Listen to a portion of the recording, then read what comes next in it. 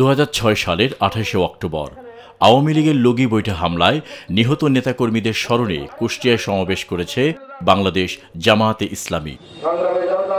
মঙ্গলবার বাদ আসর কুষ্টিয়া পাবলিক লাইব্রেরির ময়দানে জেলা জামায়াতের আমির অধ্যাপক আবুল হাশেমের সভাপতিত্বে এ সমাবেশ অনুষ্ঠিত হয়। সমাবেশে প্রধান অতিথি ছিলেন কুষ্টিয়া যশোর অঞ্চলের টিম সদস্য অধ্যক্ষ AKM আলী মুহসিন।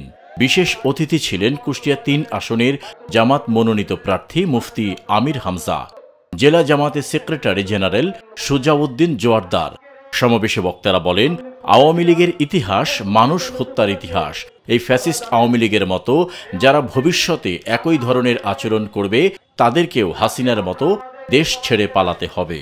আওয়ামী লীগের ইতিহাস বিদেশে টাকা পাচার করার ইতিহাস, আওয়ামী লীগের ইতিহাস আগুন দিয়ে মানুষ মারার ইতিহাস। 28 অক্টোবর থেকে যে মানুষগুলো দুনিয়া থেকে বিদায় নিল, এদের পরিবারের কাছে যদি দিয়ত দেওয়া না হয়, বাংলাদেশে এই 54 বছরে যে যাকে হত্যা করেছেন প্রথম তার শাস্তি হচ্ছে দিয়ত দেওয়া লাগবে, জরিমানা দেওয়া লাগবে।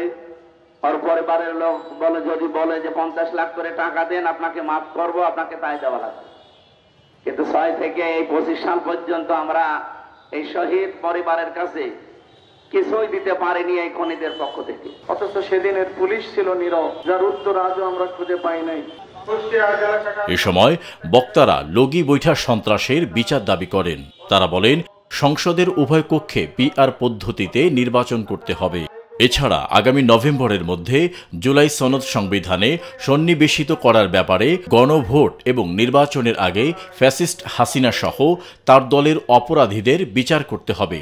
এসব দাবি বাস্তবায়ন না হওয়া পর্যন্ত এ দেশে কোনো নির্বাচন হবে না। পরে আওয়ামী লীগের লগি বৈঠা সন্ত্রাসে নিহতদের আত্মার মাগফিরাত কামনা করে দোয়া পরিচালনা করা হয়।